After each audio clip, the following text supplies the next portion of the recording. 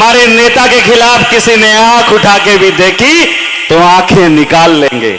उस उप मुख्यमंत्री जी के खिलाफ षड्यंत्र रचे गए। मैं धन्यवाद देता हूं इस समाज को, आप एकजुट खड़े होके आए, मजबूत होके आए और आपने जवाब दिया।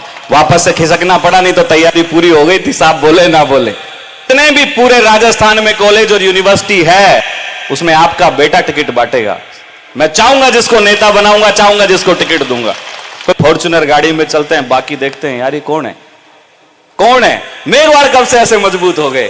तो साहब मेघवाड़ा मजबूत हो गए। इतने आंधियां उठे, हजार बर्क गिरे, लाख आंधियां उठे, वो फूल खिल के रहेंगे जिन्हें खिलना है, वो फूल खिल के रहेंगे जिन्हें खिलना है। बहुत जोरदार ये ट्रेनिंग होती है, एक मंच पे आके बोलना। यूं कहें कि इतनी सारी भीड़ देख के अच्छे अच्छे नेताओं के पैर कांपने लग जाते हैं, हाथ कांपने लग जाते हैं। इस बच्ची ने एक लाइन नहीं चूकी, चाहे उसने प्रैक्टिस की हो, चाहे उसने पढ़ा हो, चाहे उनके पिताजी ने उसको समझाया हो। सारे सम्मानित नेताओं का नाम लेना और लाइन टू लाइन बोलना, यह बहुत बड़ी बात है। तो मैं धन्यवाद देता हूं कि समाज में आपने ऐसे बच्चे भी तैयार किए हैं। महिला रिजर्वेशन आ रहा है, नेताओं की बहन बेटियां आए, उनकी बीवियां नेतागिरी में आएंगी। इससे अच्छा है कि ऐसी बच्चियां राजनीति में आएंगी जो जमीन से संघर्ष करती हुई, सीखती हुई आगे आएंगी। बहुत खुशी होती है इस जागरूक समाज को देख के कि आज इतनी अच्छी अच्छी घोषणाएं माननीय उप मुख्यमंत्री जी के सामने आप लोगों ने की कि दुकानें खोली जाएंगी। ये बहुत अच्छा और बहुत नया नवाचार है, इसकी आवश्यकता है। मैं हमेशा जहां पे भी कहीं काम होता है, संघर्ष होता है, हम सब लोग एकजुट होकर पूरी ताकत से लड़ते हैं। माननीय कलरू जी ने एक बहुत अच्छी बात कही, टांग खिंचाएगी। देखिए ये होता है, और अगर कंपटीशन खत्म हो जाएगा तो मेरे हिसाब से राजनीति में कुछ बचेगा ही नहीं। राजनीति में कंपटीशन होना जरूरी है। एक नेता भागेगा तो दूसरा उससे दुगनी गति से भागेगा, एक सो गया तो दूसरा भागने को तैयार ही नहीं है। तो मैं कहता हूं कि टांग खिंचाई करो, लेकिन सही दिशा में करो, ये आवश्यक है।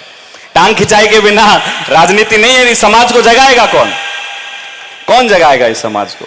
आज हमारे ये भीम आर्मी के साथी लड़ते हैं, संघर्ष करते हैं, तो हम जैसे लोग और पार्टियों के नेताओं को भी भागना पड़ता है कि मेरे भाई भाग रहे हैं, सड़कों पे आंदोलन कर रहे हैं, लाश को लेके बैठ गए, मुआवजा लेके उठेंगे। चाहे विनोद जाकर मुर्दाबाद करना हो, चाहे प्रेम जी का। देखो जो सत्ता में है उसके मुर्दाबाद लगेंगे, लेकिन वो हमारे हैं, हमारे व्यक्ति हैं, हमारी पीड़ा है। माननीय प्रेम जी का हम बहुत सारे आंदोलनों में खड़े हो जाते हैं उनके खिलाफ, लेकिन मन से गलत नहीं है। जब इनके खिलाफ षड्यंत्र रचा गया तो विनोद जाखड़ सबसे पहले बोला कि अगर हमारे नेता के खिलाफ किसी ने आंख उठा के भी देखी तो आंखें निकाल लेंगे। उस षड्यंत्र से बाहर आए। बात अगर हमारे असूलों की होगी तो हम मजबूती से टकराएंगे। अगर हमारे नेताओं की छवि को धूमिल करने का काम किया जाएगा, हम आंखों में आंखें डाल के उनके खिलाफत में खड़े होंगे। सत्ता के अंदर सवाल पूछना जायज है, अपनी बात को मनवाना बिल्कुल जायज है, तरीके अलग अलग हो सकते हैं, लेकिन आप हमारे नेताओं की छवि को धूमिल करोगे तो बर्दाश्त नहीं करेंगे। उप मुख्यमंत्री जी के खिलाफ षड्यंत्र रचे गए। मैं धन्यवाद देता हूं इस समाज को, आप एकजुट खड़े होके आए, मजबूत होके आए और आपने जवाब दिया। वापस से खिसकना पड़ा, नहीं तो तैयारी पूरी हो गई थी, साहब बोले ना बोले। लेकिन ये आपकी ताकत है साथियों। ये समझने और विचार करने का विषय है कि कोई भी बड़े मंत्रालय अगर आपको मिलते हैं तो सरकारों का एक्सपेरिमेंट होता है, आपको फेल करने का प्रयास किया जाता है।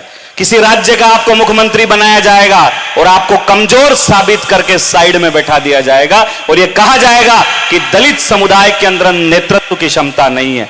लेकिन ऐसा नहीं है।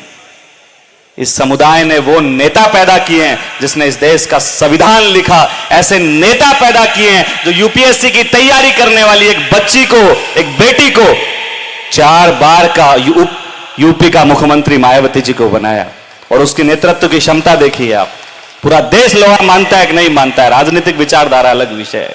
तो हमारे नेताओं में ना विचारधारा की कमी है, ना नेतृत्व की क्षमता की कमी है, बस कमी है तो हम सबको एकजुट होने की है। कलरू जी की बात से सहमत हूं, टांग खिंचाई चलती है। थोड़ा आपको समझना पड़ेगा, विचार करना पड़ेगा। जो ताकत कलम में है आज उप मुख्यमंत्री जी जो इस समाज का भला कर सकते हैं सत्ता में रहते हुए, आप 2 लाख लोगों की भीड़ भी कर लोगे ना आंदोलन में तो भी नहीं कर पाओगे। सरकार माने तो माने, नहीं माने तो नहीं माने। बहुत सारे आंदोलन होते हैं जिनमें 5-5 लोग इकट्ठा होते हैं, 5-5 लाख लोग इकट्ठा होते हैं, बहुत भाषणबाजियां होती हैं, रोड जाम होते हैं। सरकार नहीं झुके तो नहीं झुके, तो ऐसे नेताओं को भी आपको मजबूत करना पड़ेगा।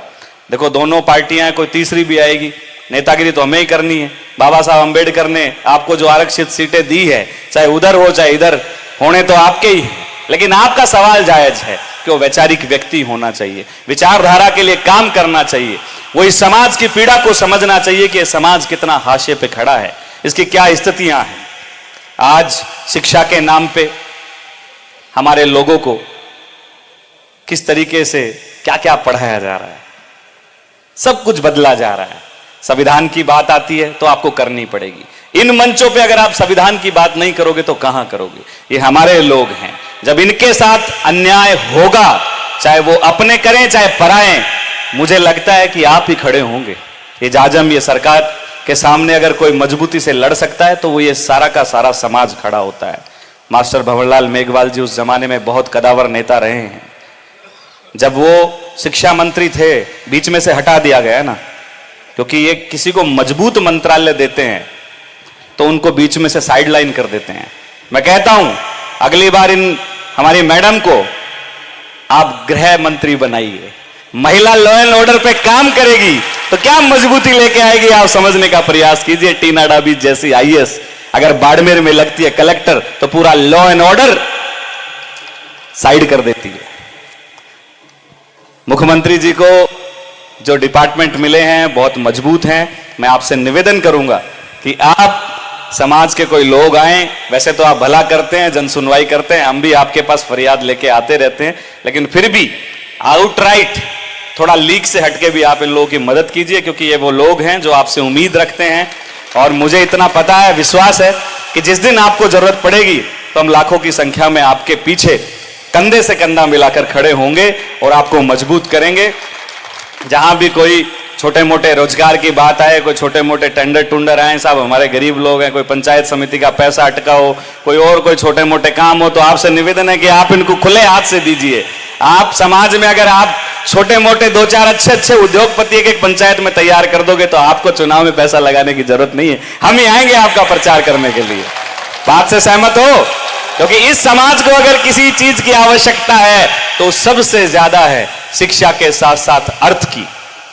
क्योंकि मैं राजस्थान कॉलेज का अध्यक्ष रहा, राजस्थान यूनिवर्सिटी का अध्यक्ष रहा, आज एनएसयूआई का प्रदेश अध्यक्ष हूं। जितने भी पूरे राजस्थान में कॉलेज और यूनिवर्सिटी है उसमें आपका बेटा टिकट बांटेगा। मैं चाहूंगा जिसको नेता बनाऊंगा, चाहूंगा जिसको टिकट दूंगा, तो कमजोर बात नहीं है। विश्वविद्यालय के अंदर पहला एससी का अध्यक्ष बनने वाला मैं हूं, मैंने दरवाजे खोले। कॉलेज के अंदर चुनाव लड़ा और जीता, वहां भी मैं पहला ही बना। और ये एनएसयूआई जो कांग्रेस का छात्र संगठन है, यहां पे भी मैं पहला ही अध्यक्ष बना हूं। ऐसा नहीं है समाज में कमी है टैलेंट की या लोगों की, बस थोड़ा जिगर चाहिए। क्योंकि मेरे हिसाब से जिस तार में करंट नहीं होता है उस तार पे लोग क्या करते हैं, कपड़े सुखा देते हैं। तो करंट की जरूरत है, आपको छाती ठोक के मजबूती से आना पड़ेगा। हम आगे पीछे घूमते हैं, 150 गाड़ियों का काफिला लेके घूमते हैं, फॉर्च्यूनर गाड़ी में चलते हैं, बाकी देखते हैं यार ये कौन है, कौन है। मेघवाड़ कब से ऐसे मजबूत हो गए? तो साहब मेघवाड़ मजबूत हो गए, इतने कमजोर नहीं है। सब अच्छे कपड़े पहनेंगे, बढ़िया रेबिन का चश्मा लगाएंगे, बढ़िया सूट बूट पहन के रहेंगे। बाबा साहब अंबेडकर को आपने देखा कभी कुर्ता पजामा पहने हुए? अच्छी पोशाक है, लेकिन मैं पूछता हूं, अंबेडकर साहब हमेशा सूट बूट में रहते थे, हो चाहे सर्दी हो चाहे गर्मी हो। वो सूट बूट में इसलिए रहते थे, वो इस समाज को सिखाना चाहते थे, समझाना चाहते थे कि आपको अपने आप के अंदर क्या क्या बदलाव लाने हैं। सब लोग जब कैबिनेट की मीटिंग बैठती थी और आफ्टर लंच होता था तो लंच के अंदर डॉक्टर अंबेडकर नैपकिन लगा के बढ़िया फोक की जो कांटे वाली चम्मच आती है ना, उससे काट के तरीके से खाते थे ताकि सामने वालों के पेट में मरोड़ चले। वो तांगे में नहीं आते थे। कभी गरीबी में संघर्ष करा होगा अलग बात है। उस समय की जो गाड़ियां होती थी, एम्बेसडर होती थी, क्या बाबा साहब अंबेडकर एम्बेसडर में चलते थे और पोर्च कॉलोनी में उनका मकान है। ऐसी व्यवस्थाएं जो है डॉक्टर अंबेडकर ने आप सबको सिखाने की जो है की है। हम सब उन्हीं की राह पे हैं, वो हमारे आदरणीय हैं। उनके विचारों को हम लोग जिंदा रखेंगे और मैं आपको विश्वास दिलाता हूं, जिस दिन मुझे अगर विधानसभा में जाने का मौका मिला या उनके विचारों को हम लोग जिंदा रखेंगे और मैं आपको विश्वास दिलाता हूं, जिस दिन मुझे अगर विधानसभा में जाने का मौका मिला या लोकसभा में जाने का मौका मिला, मैं बहुत करीब हूं, पूरी लड़ाई लड़ ली मजबूती से, बहुत करीब हूं, जाएंगे। लेकिन इतना विश्वास याद रखना, टेबल ठोक के आपके हक और अधिकार के लिए लड़ूंगा और मजबूती से आपकी बात रखूंगा, चाहे अपने हो चाहे कोई और हो, आंखों में आंखें डाल के लड़ेंगे। तो आपने मुझे बुलाया, मान सम्मान दिया, मैं इसके लिए बहुत बहुत आभारी हूं, धन्यवाद देता हूं। माननीय कलरू जी, इस समाज को अगर सबसे ज्यादा किसी की आवश्यकता है तो शिक्षा ही है, क्योंकि हम और आप अंतिम पीढ़ी के व्यक्ति हैं जो कुर्ते पजामे की राजनीति करेंगे। आने वाली जनरेशन चश्मा लगाएगी, बाबा साहब अंबेडकर की तरह सूट बूट पहनेगी और हाथ में टैबलेट लेके विधानसभा और लोकसभा में जाएगी, क्योंकि जनरेशन बदलने वाली है। आपके बच्चे पढ़ेंगे, लिखेंगे, इंग्लिश बोलेंगे, अच्छी संस्थानों में पढ़ेंगे तो वो सवाल जवाब कर पाएंगे, नहीं तो मेहनत मजदूरी तो हमारे बाप दादा करते हैं 5000 साल से। तो इसलिए शिक्षित होना बहुत आवश्यक, और शिक्षा भी टेक्निकल लीजिए। जैसे कोई 2-4 नौकरियां तो ठीक है, नौकरियों का तो बंटा ढाल हो गया, जिसके पास 30 लाख रुपए पेपर लीक का मामला आपके सबके सामने है। शिक्षा इतनी महंगी हो गई कि आपके बच्चे पढ़ने में बहुत असमर्थ हैं। मैंने अभी जयपुर में आंदोलन किया इन कोचिंग संस्थानों के खिलाफ, बहुत मजबूत आंदोलन था, 1.5 लाख रुपए फीस ले रहे हैं। तो मैं यही कहूंगा, शिक्षित बनो, संगठित रहो, संघर्ष करो, हम सब लोग एक साथ हैं।